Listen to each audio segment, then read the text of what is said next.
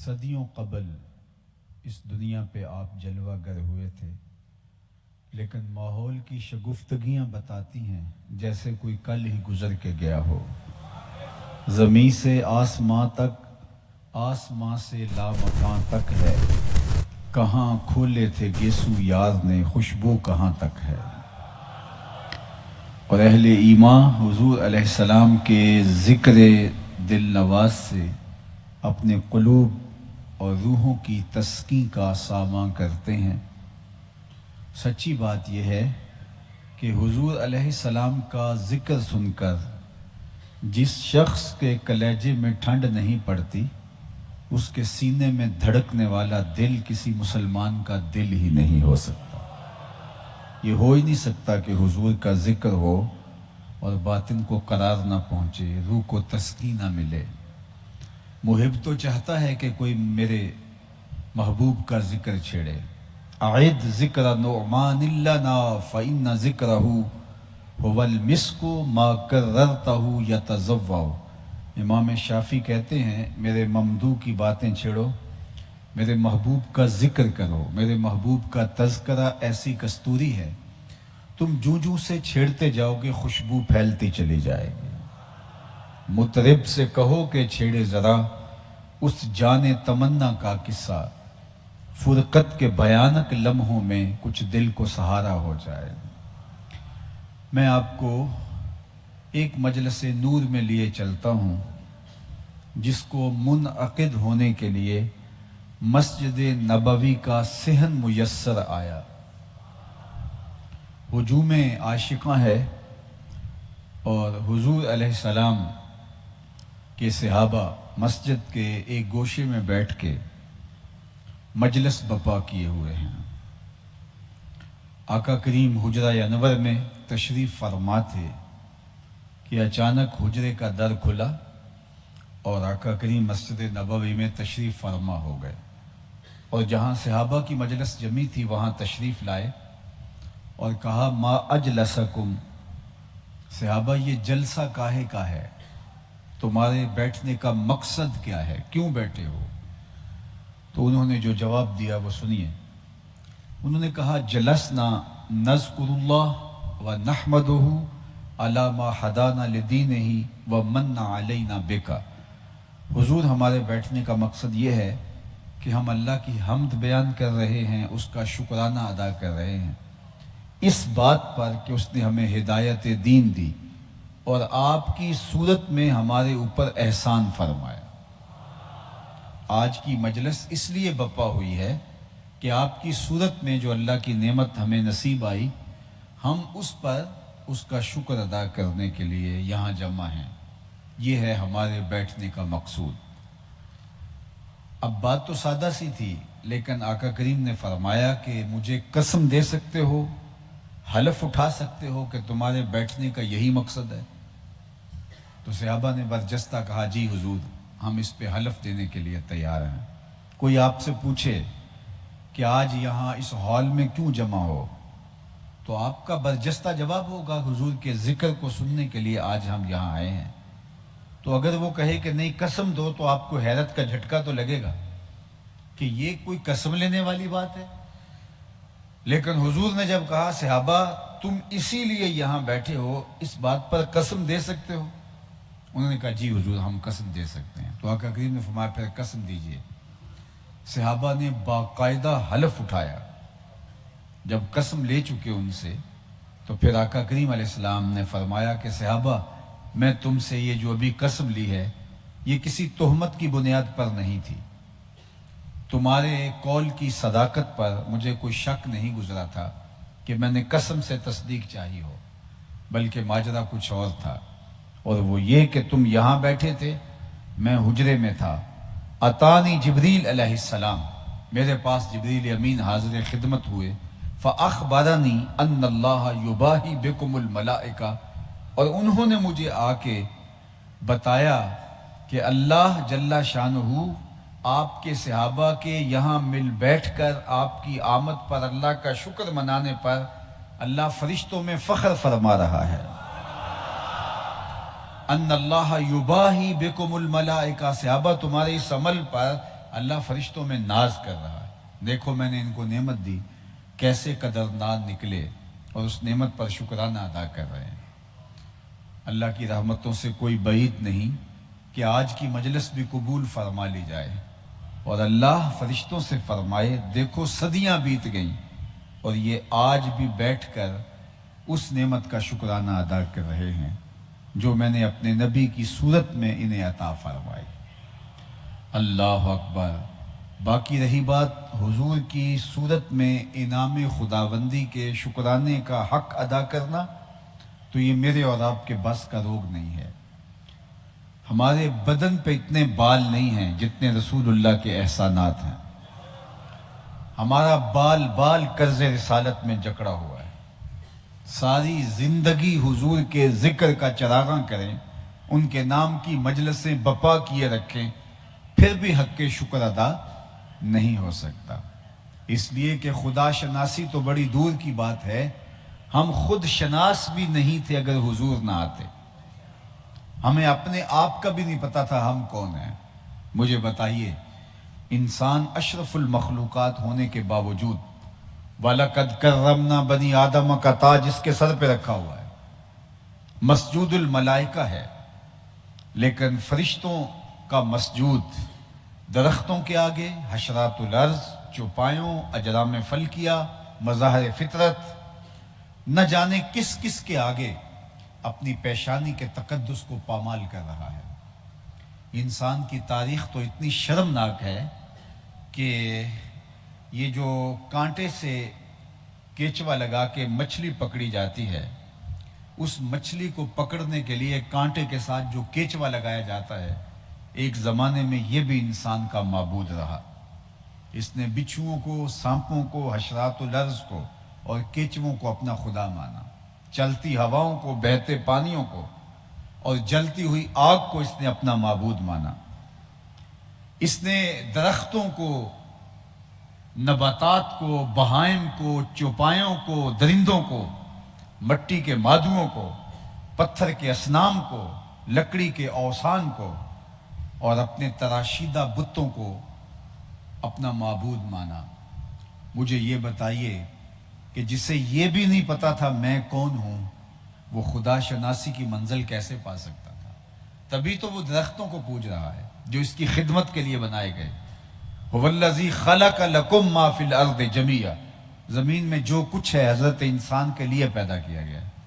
یہ درخت اس لیے پیدا کیے گئے کہ اس کو چھاؤں فراہم کریں، اس کو پھل فراہم کریں، اس کے ایندھن کے کام آئیں، اسے آکسیجن دیں، لیکن یہ ان کو اپنا معبود سمجھ رہا ہے۔ یہ جانور اس کی سواری کے لیے، اس کی بار برداری کے لیے، اس کی غذائی ضرورتوں کی تکمیل کے لیے پیدا کیے گئے، لیکن یہ ان کو اپنا معبود سمجھ رہا ہے۔ یہ چاند، سورج، ستارے اس کی راہوں میں روشنی اجالنے کے لیے، اس کے ذوق نظارہ کی تسکین کے لیے پیدا کیے گئے، لیکن یہ ان کو اپنا معبود سمجھ رہا ہے۔ اپنے ہاتھوں سے مٹی گوندتا ہے اور پھر اس کی ایک شکل بناتا ہے، پھر آگ میں رکھ کے اس کو پختہ کر لیتا ہے اور پھر اس کے آگے اپنی پیشانی کے تقدس کو پامال کرتا ہے۔ اسے پتہ ہی نہیں تھا کہ یہ بے بس مجسمہ جو اپنے بدن پہ بیٹھی مکھی نہ اڑا سکے، وہ میری ضروریات کا کفیل کیسے ہو سکتا ہے؟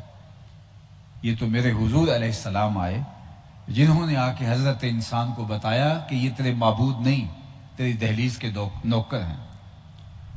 جن کو تو پوچھتا ہے یہ تیری خدمت کے لیے پیدا کیے گئے ہیں۔ نہیں تو دیکھ، چاند کو پوچھتا ہے نا، یہ دیکھ انگلی اٹھتی ہے اور وہ ٹکڑے ہو کے قدموں میں آتا ہے۔ سورج کی پرستش کرتا ہے، یہ دیکھ اشارہ ہوتا ہے، وہ بھاگتا ہوا عصر کے وقت پہ آتا ہے۔ درختوں کو پوچھتا ہے، جا میں نہیں تو ہی کہہ دے تمہیں اللہ کا رسول بلا رہا ہے، اور وہ بھاگتے ہوئے حضور کے قدموں میں آ کے سلامیاں دیتے ہیں۔ اللہ اکبر۔ اب انسان کو پتا چلا کہ میں کون ہوں۔ خود سے ملاقات اس کی اب ہوتی ہے جب حضور کا در نصیب ہوتا ہے۔ اب اس کا بدلا ہوا لہجہ محسوس کیجئے۔ جب خود شناسی کا نور ملا، جب اپنے آپ سے ملاقات ہوئی اور اسے سمجھ آئی کہ کائنات تو میرے گرد گھوم رہی ہے، اے تماشا گاہ عالم روئے تو کجا بہر تماشا می روی۔ یہ اگر اتار لیں تو بہت اچھا ہو۔ وہ اقبال نے کہا تھا، نظارے کے لیے جنبش مژگاں بھی بھار ہے، نرگس کی آنکھ سے تجھے دیکھا کرے کوئی۔ تو کبھی کبھی آنکھ کا جھپکنا بھی طبیعت پہ بوجھ بن جاتا ہے۔ تو ہمارے ہاں جو محافل کا کلچر ہے اس میں یہ شور و غل بھی چلتا رہتا ہے اور محفل بھی چلتی رہتی ہے، نوٹ بھی اڑتے رہتے ہیں اور محفل بھی چلتی رہتی ہے، لیکن ہم آپ کا زیادہ وقت نہیں لیں گے۔ میری گفتگو 10 سے 15 منٹ کا سفر طے کر گئی ہے اور زیادہ سے زیادہ 30-35 منٹ کا سفر باقی ہے، تو اس لیے ایک ایک لمحے کی طرف مجھے اور آپ کو توجہ کرنا ہوگی، تو تاکہ یکسو ہوں گے تو پھر بات پہنچنے میں آسانی ہوگی۔ تو میں گزارش کروں گا کہ اپنی ساری توجہات سمیٹ کے آپ میری جانب لگا دیجئے گا تاکہ بات آپ تک پہنچ جائے۔ تو بات کر رہا تھا کہ انسان جن کو اپنا معبود سمجھتا ہے اور اپنی پیشانی کا تقدس جن کے آگے پامال کرتا ہے، یہ اس کی خدمت کے لیے، اس کی نوکری کے لیے، اس کی ضرورت کے لیے پیدا کی گئی ہیں چیزیں۔ یہ تو حضور علیہ السلام آئے تو انسان کو بتایا کہ یہ تیرے خدمت گزار ہیں، تیرے معبود نہیں ہیں۔ اب انسان کو اپنے آپ سے تعارف ہوا، خود سے ملاقات ہوئی، اب اس کا لہجہ تبدیل ہو گیا۔ جب خود شناسائی کا نور ملا، اب اس کا بدلا ہوا لہجہ ملاحظہ کیجئے۔ اب یہ بولتا ہے کہ فرشتہ کہنے سے میری توقیر گھٹتی ہے، فرشتہ کہنے سے میری توقیر گھٹتی ہے، میں مسجود ملائک ہوں، مجھے انسان رہنے دو۔ کہتا ہے کہ تم مجھے فرشتہ کہتے ہو تو اس سے بھی میری عزت میں فرق پڑتا ہے۔ اس کی ایکو اگر بالکل بند کر دے تو مہربانی۔ فرشتہ کہنے سے میری توقیر گھٹتی ہے، میں مسجود ملائک ہوں، مجھے انسان رہنے دو۔ تو اب انسان کی آنکھ کھلتی ہے اور اب اسے پتہ چلتا ہے کہ میں کون ہوں۔ اب اسے اپنے مقام سے آگہی ملتی ہے۔ اب وہ بولتا ہے ستاروں سے آگے جہاں اور بھی ہیں۔ ابھی اس کو اپنے آپ سے ملاقات اور خود سے شناسائی کا نور نصیب ہوتا ہے۔ کانپتا ہے دل تیرا اندیشہ طوفان سے کیا، ناخدا تو، بحر تو، کشتی بھی تو، ساحل بھی تو، دیکھ آ کر کوچائے چاکے گریباں میں کبھی، کیس تو، لیلا بھی تو، صحرا بھی تو، محمل بھی تو، وائے ناکامی کہ تو محتاج ساقی ہو گیا، میں بھی تو، مینا بھی تو، مستی بھی تو، محفل بھی تو، آہ کس کی جستجو آوارہ رکھتی ہے تجھے، راہ تو، راہ رو بھی تو، رہبر بھی تو، منزل بھی تو۔ یہ اب انسان کو پتا چلا کہ میں کون ہوں، اور خود سے ملاقات اسے ہوتے ہی تب جب حضور کی دہلیز پر حاضر ہوتا ہے۔ اور جنہیں اس چوکھٹ پر حاضر ہونے کا شرف نہیں ملتا، وہ آج بھی اندھیرے میں ہیں، وہ آج بھی ظلمت میں ہیں، وہ آج بھی اپنے آپ سے آگاہ نہیں ہے۔ بالکل آپ کی ہمسائیگی میں انڈیا بستا ہے، پی ایچ ڈی ڈاکٹر ہے، کتنی بھاری بھرکم ڈگری ہے، لیکن بت کے آگے ہاتھ جوڑے کھڑا ہے اور اس سے اپنی حاجتیں طلب کر رہا ہے۔ اس کی ڈگری دیکھیے، پی ایچ ڈی ڈاکٹر ہے لیکن بت کے آگے ہاتھ جوڑے کھڑا ہے۔ دوسری جانب M B B S doctor ہے اور وہ گائے کے پیشاب کو تبرک سمجھ کے چسکیاں لے کے پی رہا ہے۔ اس کی طب نے اسے نہیں بتایا کہ اس کے اندر کتنا تعفن ہے، اس کی طبیعت میں کوئی نفاست نہیں ہے۔ اور میں نے اپنی مسجد کہ وضو خانے میں ایک 8-9 سال کے بچے کو دیکھا کہ وہ اپنے پائنچے کو مل مل کے دھو رہا تھا۔ تو میں نے جھڑکنے کے لہجے میں کہا کہ اتنا تم نے پانی کھول رکھا ہے؟ تو وہ لجاجت بھرے لہجے میں مجھے جواب دیتا ہے، جناب میں گلی سے گزر رہا تھا، کسی جانور کے پیشاب کا چھینٹا میرے پائنچے پہ پڑ گیا ہے اور میں سکول جا رہا ہوں۔ میں حیرت میں ڈوب گیا کہ اس ڈاکٹر کو تو سمجھ نہیں آئی، اور یہ 8 سال کا بچہ جو سکول جا رہا ہے اور پائنچے کے اوپر کسی جانور کے پڑے ہوئے پیشاب کے غیر مری چھینٹے کو بھی گوارا نہیں کر رہا۔ اس 6 سال کے، 7 سال کے، 8 سال کے بچے کو سمجھ کیسے آ گئی اور اس ڈاکٹر کو سمجھ کیوں نہیں آئی؟ تو اندر سے جواب آیا کہ وہ ہے ڈاکٹر لیکن اس کے ہاتھ میں دامن میرے حضور کا نہیں، اور یہ ہے بچہ لیکن ماں نے گٹی میں پیار حضور کا دیا تھا، اس لیے تقدس اس کی روح تک اتر گیا ہے اور اپنے پانچے پر غیر مری چھینٹا بھی گوارا نہیں کرتا۔ زندگی کا نور، زندگی کا جمال، زندگی کی خوبصورتی اور زندگی کا حسن حضرت انسان کو ملتا ہے تو میلاد والے رسول کی چوکھٹ سے ملتا ہے۔ اگر اس در پر نہ آئیں تو ظلمت ہی ظلمت، اندھیرا ہی اندھیرا۔ سید سلیم گیلانی مرحوم کا ایک شعر دیکھیے، میری ساری گفتگو کا اس کو خلاصہ قرار دینا چاہیں تو دے سکتے ہیں۔ نہ خرد کی روشنی تھی نہ جنوں کی آگہی تھی، نہ خرد کی روشنی تھی نہ جنوں کی آگہی تھی، تیری رہبری سے پہلے یہ جہاں جہاں نہیں تھا،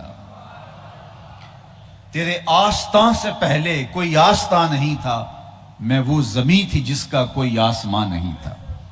تو زندگی کا سارا نور، زندگی کا سارا جمال اور زندگی کی ساری خوبصورتیاں حضرت انسان کو ملی تو میلاد والے رسول کی چوکھٹ سے نصیب۔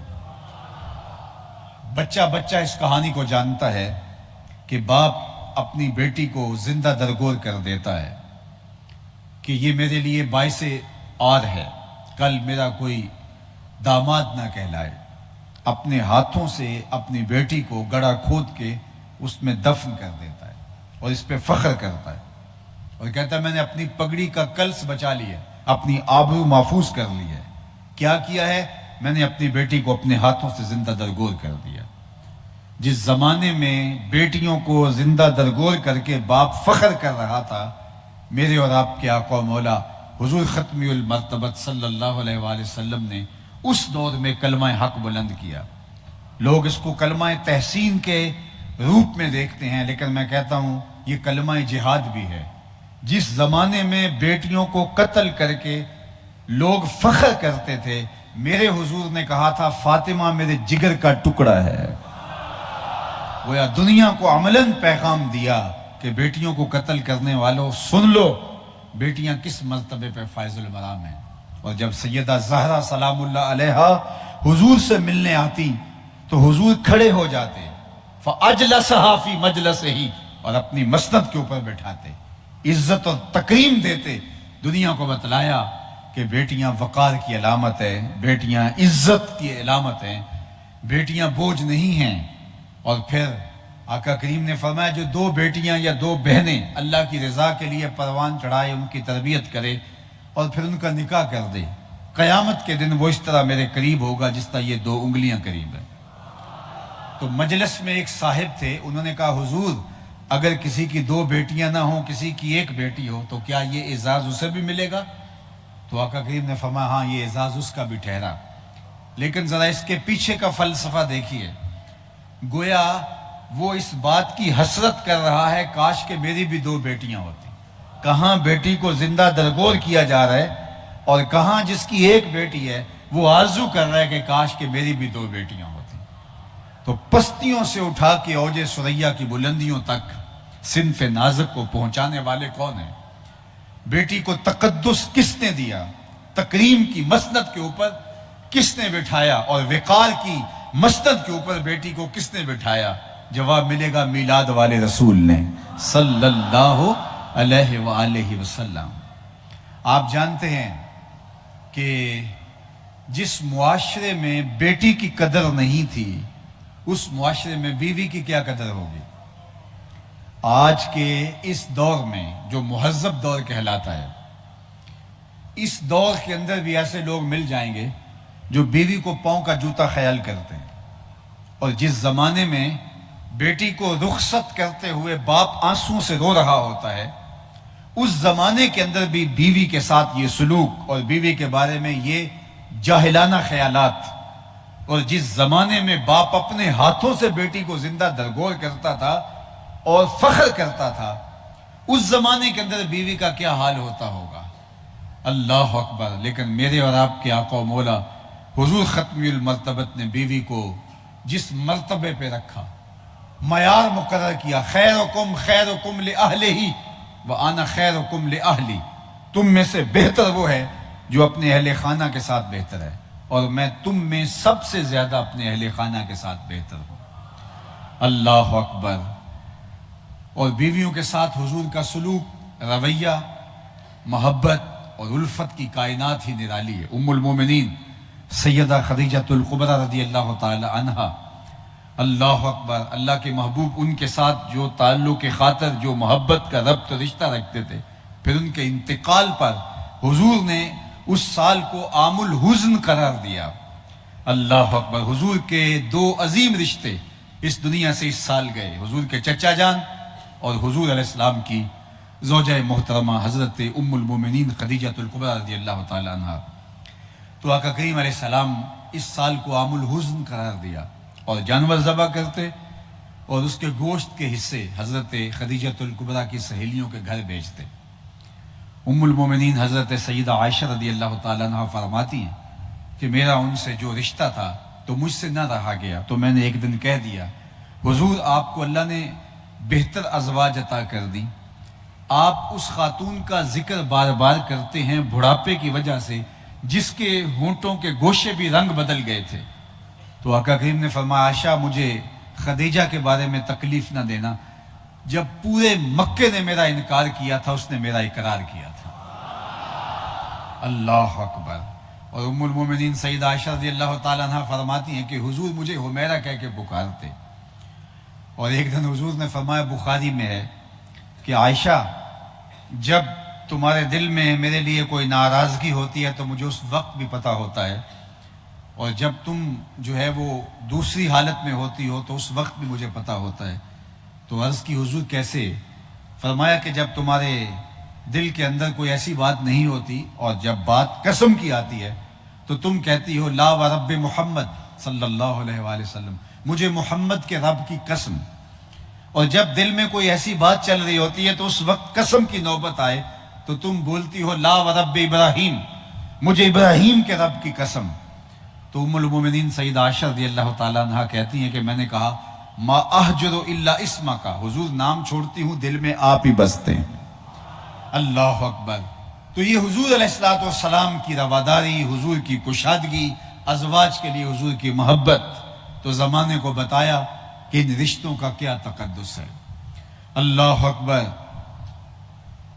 آپ نے قرآن میں پڑھا حضور کی آمد سے قبل جو غلاموں کے ساتھ سلوک کیا جاتا تھا، تو اللہ نے قرآن مجید میں فرمایا کہ غلاموں کے ساتھ اور یتیموں کے ساتھ ان کے سلوک کی کہانیاں بیان فرمائیں، اور پھر ان کے ساتھ اچھا سلوک کرنے کی ترغیب دی۔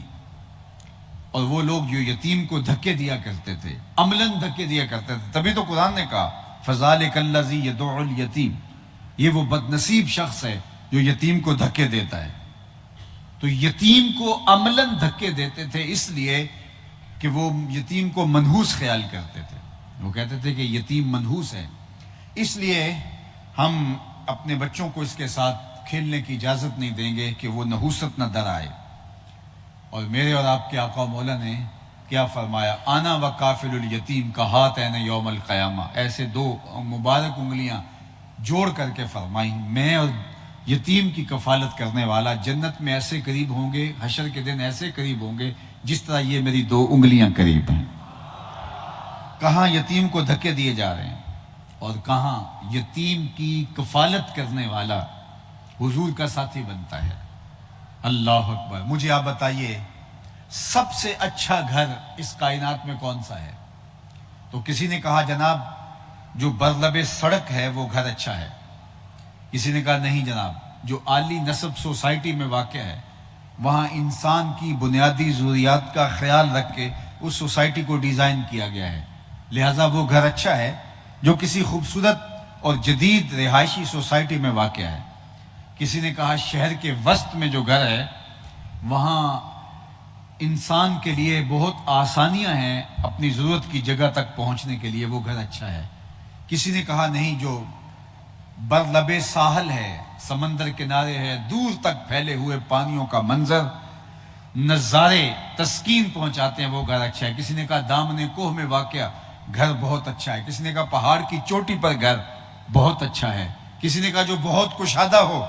لیکن میرے حضور علیہ السلام نے ارشاد فرمایا سب سے اچھا گھر وہ ہے جس میں یتیم رہتا ہو اور اس کی عزت بھی ہوتی ہو، چاہے وہ 2 مرلے کا جھونپڑا کیوں نہ ہو، جس گھر میں یتیم کو پناہ دے دی جائے اور اس کو عزت کے ساتھ جس گھر میں رکھا جائے، وہ بادشاہوں کے محل سے بھی زیادہ اللہ کو محبوب ہے۔ اس پر اللہ کی رحمتیں اترتی ہیں اور فرشتے سلامیاں کرنے آتے ہیں ایسے گھر کو جس گھر میں کوئی یتیم رہتا اور اس کی تکریم اور اس کی عزت بھی ہوتی ہے۔ اللہ اکبر۔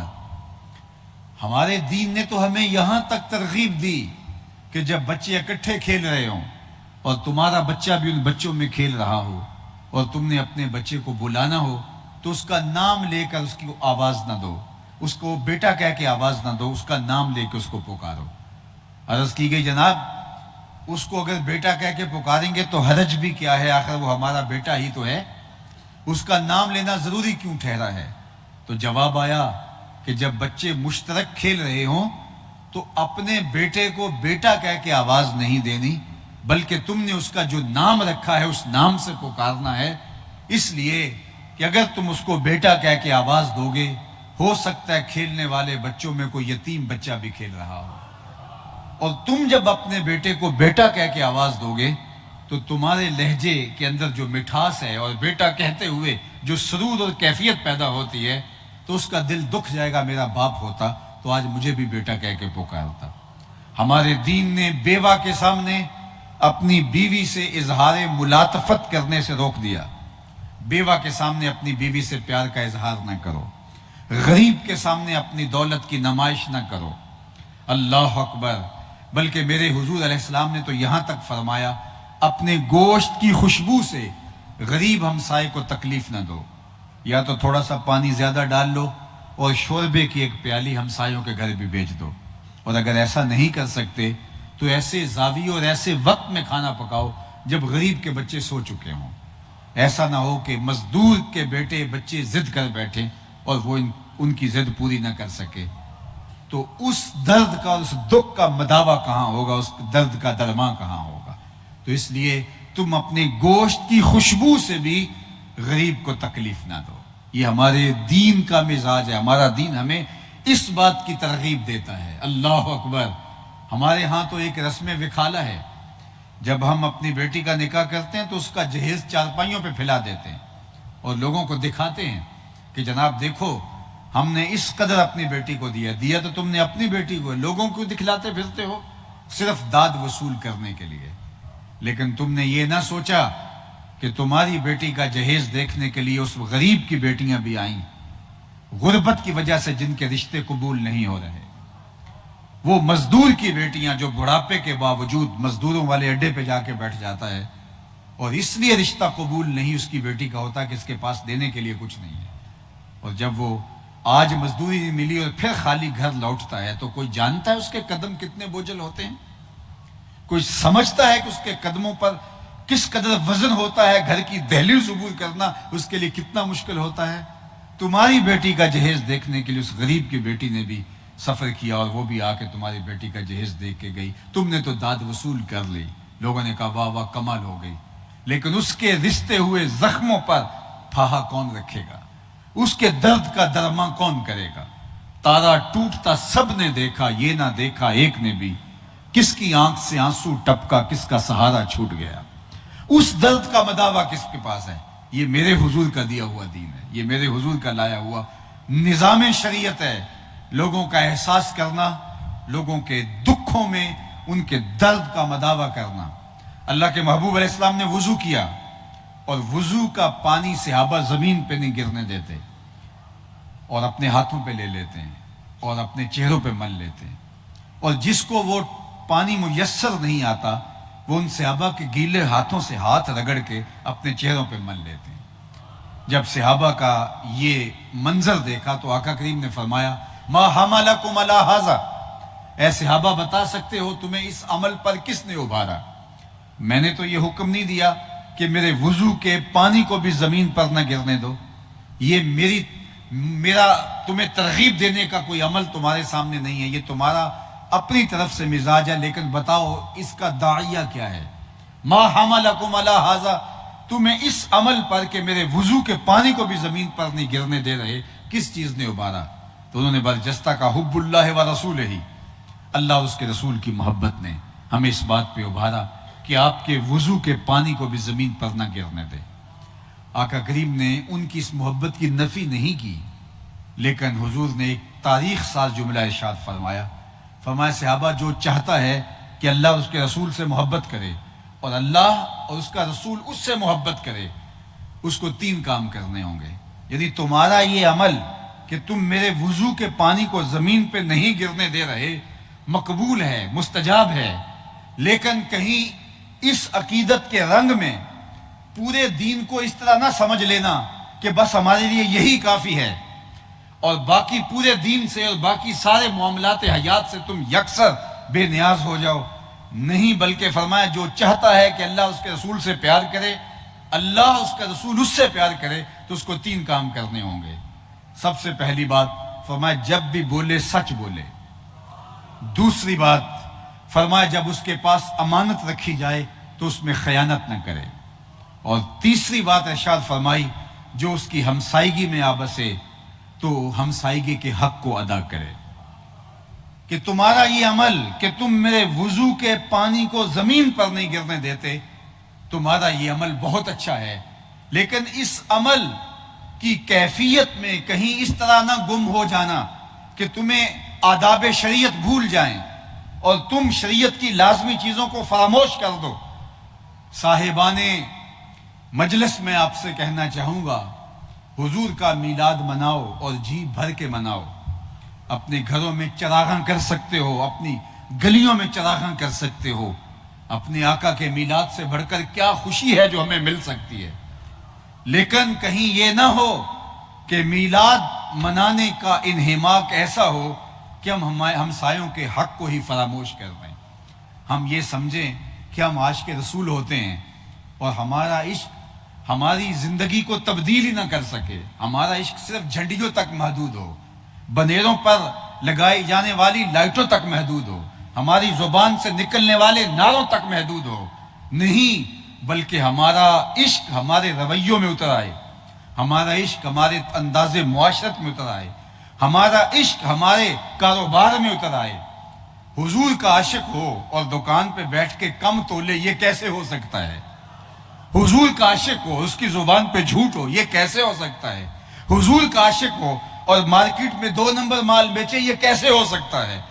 عشق اس بات کا تقاضا کرتا ہے کہ جس سے عشق کیا ہے، جس سے محبت کی ہے، اس کی اداؤں کو اختیار کیا جائے۔ میرے استاد محترم فرمایا کرتے تھے، یہ نہ ہو کہ لوگ تمہیں پوچھیں تم کون ہوتے ہو اور تم دیکھو کہو کہ جناب یہ دیکھو مذہب کے خانے میں اسلام لکھا ہے۔ آپ فرمایا کرتے تھے صاحب نہ تمہیں بتانا پڑے اور نہ کسی کو پوچھنے کی نوبت آئے، تمہاری وضاحت، تمہارا طرز زندگی، تمہارا انداز معاشرت، تمہارے رویے، تمہارا رہن سہن، تمہارا لوگوں کے ہمسایوں کے حق ادا کرنے کا انداز، تمہاری گفتگو کا سلیقہ اور طریقہ، تمہارا طرز حیات ایسا ہو، تم دور سے چلے آ رہے ہو، لوگ کہیں وہ دیکھو حضور کا غلام آ رہا ہے، حضور علیہ السلام کا عاشق آ رہا ہے۔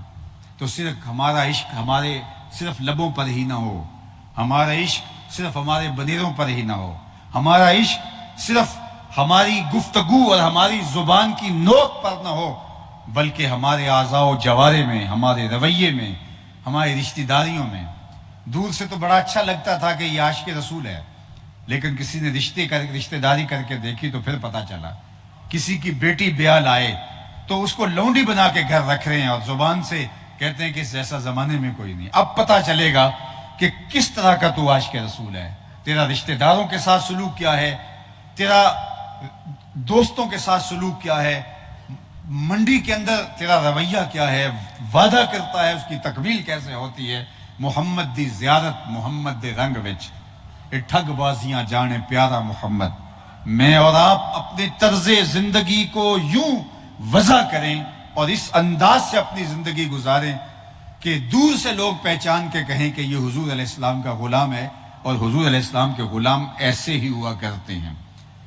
سوامی لکشمن پرشاد ایک انڈین رائٹر ہے، اس نے کتاب لکھی، اس کتاب کا نام ہے عرب کا چاند۔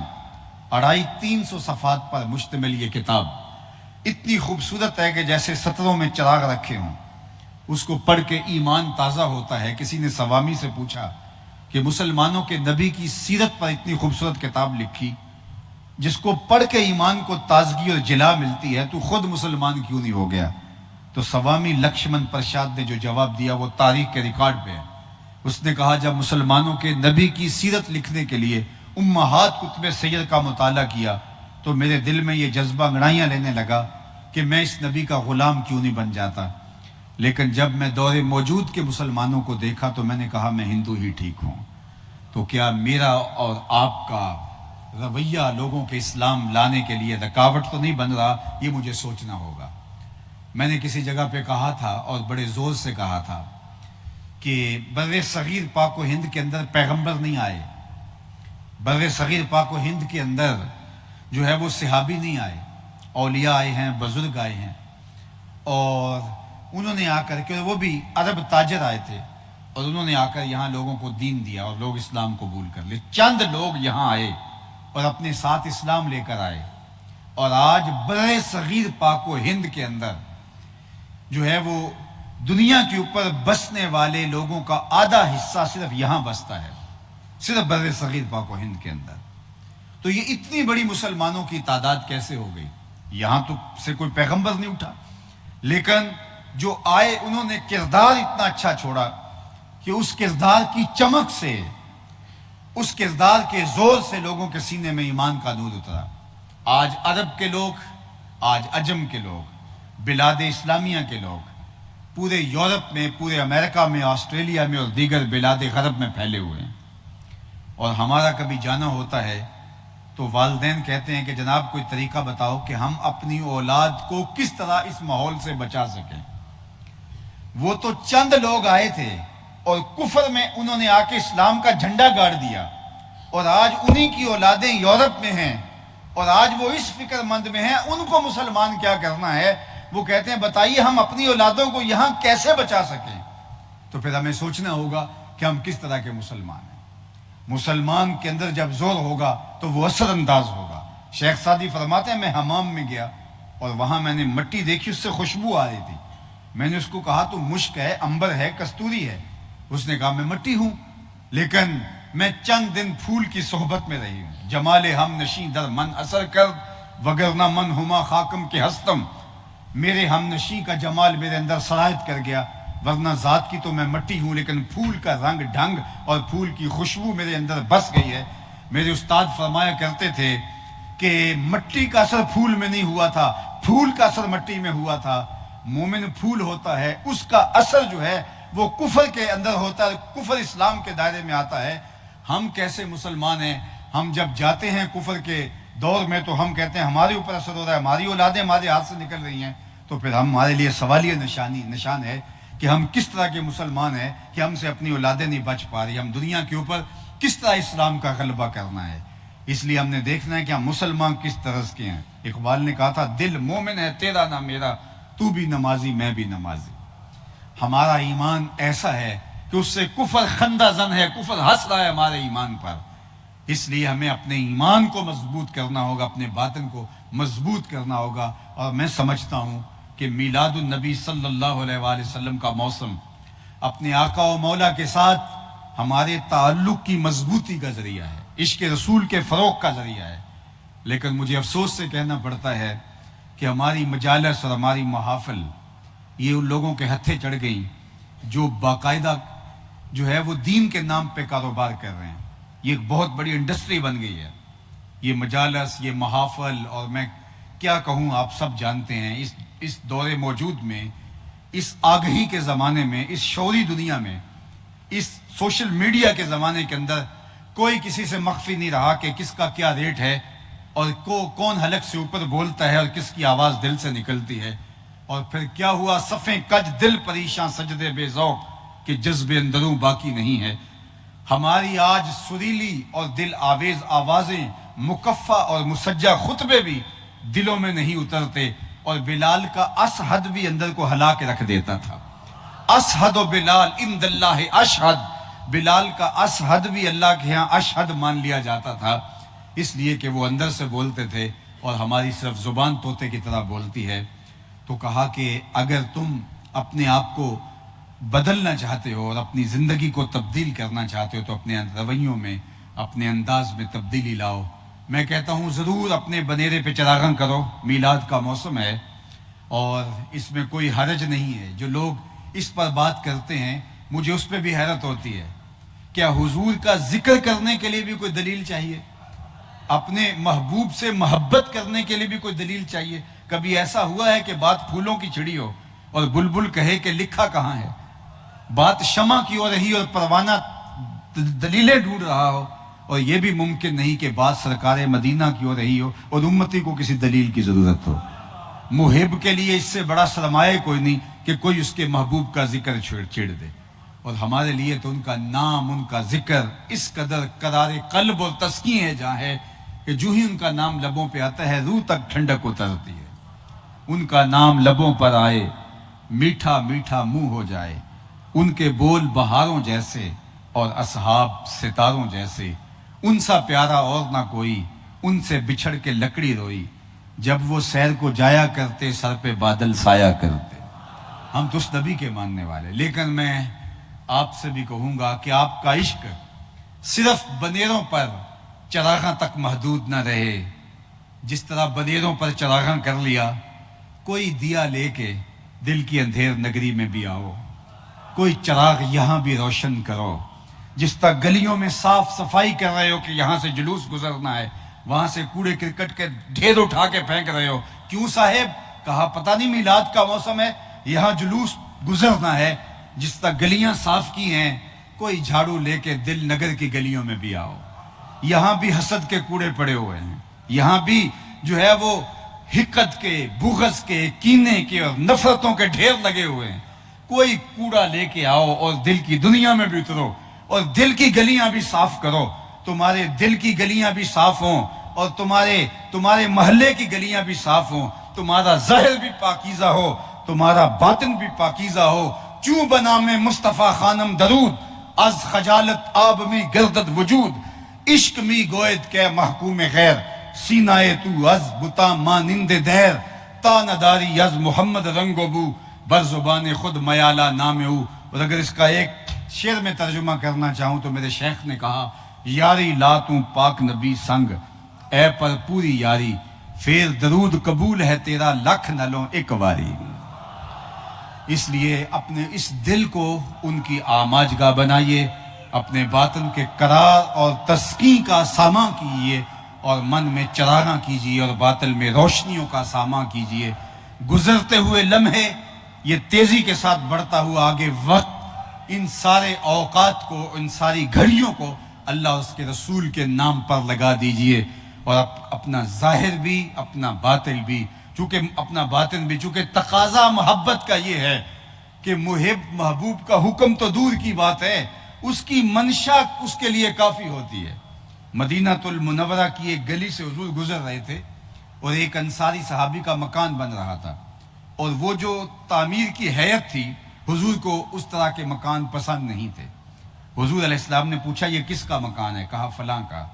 حضور گزر گئے، کسی نے اس کو جا کے بتایا حضور گزرے تھے، تیرا مکان دیکھا تھا، چہرے پہ پسندیدگی کے آثار نہیں آئے، شاید حضور نے پسند نہیں کیا۔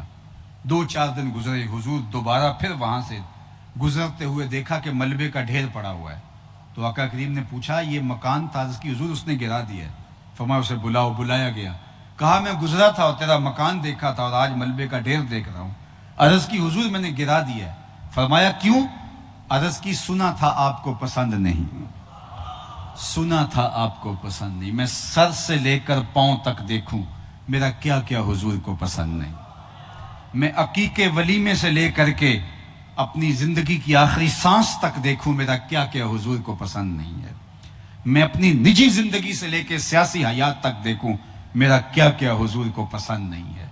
بحرین سے ایک صحابی آئے، حضور کو انہوں نے سلام کیا، آقا نے رخ پھیر لیا، جواب نہیں دیا۔ وہ سمجھے شاید حضور کی توجہ نہیں ہوئی، تو جدھر حضور نے رخ کیا تو ادھر سے جا کے سلام کیا، تو آقا کریم نے پھر رخ پھیر لیا۔ سمجھ گئے کہ حضور ناراض ہیں، لیکن انہیں یہ سمجھ نہیں آ رہی تھی کہ ناراضگی کی وجہ کیا ہو سکتی ہے۔ تو وہ صحابہ سے پوچھنے لگے کہ میں ایک عرصے کے بعد آیا ہوں، میری سمجھ میں نہیں آ رہا کہ حضور کی ناراضگی کا سبب کیا ہے، تم کچھ جانتے ہو تو مجھے بتاؤ، حضور مجھ سے ناراض ہیں۔ میں نے سلام دیا، حضور نے قبول نہیں کیا، پھر دوسری مرتبہ دیا، حضور نے قبول نہیں کیا، تمہیں کوئی معلوم ہے کہ حضور کی ناراضگی کا سبب کیا ہو سکتا ہے؟ تو انہوں نے کہا کہ یہ جو تم نے سونے کی انگوٹھی پہن رکھی ہے، حضور اس سے منع فرما چکے ہیں، ان الذھب والفضۃ حرام لذکور امتی، سونا اور چاندی میری امت کے مردوں کے لیے حرام ہے۔ جو تم یہاں تھے نہیں اور تمہیں یہ حکم معلوم نہیں تھا، تو شاید حضور اس کو آتش دوزخ کا انگارہ قرار دے چکے ہیں، تو ناراضگی کا سبب شاید یہ ہو۔ وہ آگے بڑھے اور ایسے انگوٹھی اتار کے حضور کے ہاتھ میں دیتے ہوئے کہا، حضور اس لیے ناراض ہیں تو یہ رہی۔ حضور نے انگوٹھی پکڑی اور یوں پھینک دی۔ ناراضگی کی وجہ بھی یہی تھی۔ بیٹھ گئے، مجلس چلتی رہی، جب اختتام کو پہنچی، لوگ اٹھ کے گھروں میں جانے لگے اور یہ بھی پلٹے، تو کسی نے توجہ دلائی، جناب وہ انگوٹھی تو اٹھا لو، تم تو شرعاً نہیں پہن سکتے، تمہاری بیوی تو پہن سکتی ہے، تو تم اس انگوٹھی کو اٹھا لو۔ تو صحابی کا جواب سنیے، اور میری گفتگو اختتام کو پہنچی۔ اس صحابی نے کہا، واللہ لا آخذہ ابدا وقد طرحہ رسول اللہ صلی اللہ علیہ وآلہ وسلم۔ اس نے کہا، اللہ کی قسم میں اس پڑی ہوئی انگوٹھی کو کبھی بھی نہیں اٹھاؤں گا جس کو میرے حضور نے پھینک دیا ہے۔ میں اور آپ ذرا اپنے اوپر غور کریں، ہم کوئی ایسی رسم تو نہیں اٹھائے پھر رہے جو حضور نے پھینک دی ہے، کوئی ایسی عادت تو نہیں اٹھائے پھرے جو حضور پھینک دی ہے، کوئی ایسا طرز زندگی تو نہیں اٹھائے پھر رہے جو حضور علیہ السلام نے پھینک دیا ہے۔ اگر تو ایسا ہے تو پھر ہمیں حضور کی خوشنودی کے لیے اس کو پھینکنا ہوگا، لیکن اگر زندگی ہم اپنی خواہش کی گزار رہے ہیں، جس طرح ہم چاہتے ہیں، جس طرح ہمارا نفس ہم سے تقاضا کرتا ہے، اور ہم کہتے ہیں کہ جناب ہم صرف حضور کو اس بات سے راضی کر لیں گے، آپ خود فریبی میں مبتلا ہیں۔ حضور علیہ السلام اس بات پہ راضی ہیں کہ کوئی بندہ میرے بتائے ہوئے طریق کے مطابق چلے۔ فرمایا جو میری سنت پہ عمل کرے گا اللہ اس کو 4 چیزوں سے نوازے گا، المحبت فی قلوب البررہ والہیبت فی قلوب الفجرہ والسعۃ فی الرزق والسقۃ فی الدین۔ اور دوسری جانب فرمایا جس نے میری سنت سے منہ موڑا اس سے میرا کوئی تعلق اور واسطہ نہیں ہے۔ آئیے میں اور آپ آج کی اس مجلس نور میں یہ عہد کر کے جائیں کہ اپنی ساری زندگی حضور کے نام پہ لگا دیں گے اور اپنا جینا مرنا حضور علیہ السلام کی راہوں کے مطابق مرتب کر لیں گے، پھر یہ دنیا بھی ہماری ہے، وہ جہاں بھی ہمارا ہے۔ اقبال کے سارے کلام کا رس نچوڑیں تو خلاصہ یہ نکلتا ہے کہ محمد سے وفا تو نے تو ہم تیرے ہیں، یہ جہاں چیز ہے کیا لوح و قلم تیرے ہیں، وآخر دعوانا ان الحمدللہ رب العالمین۔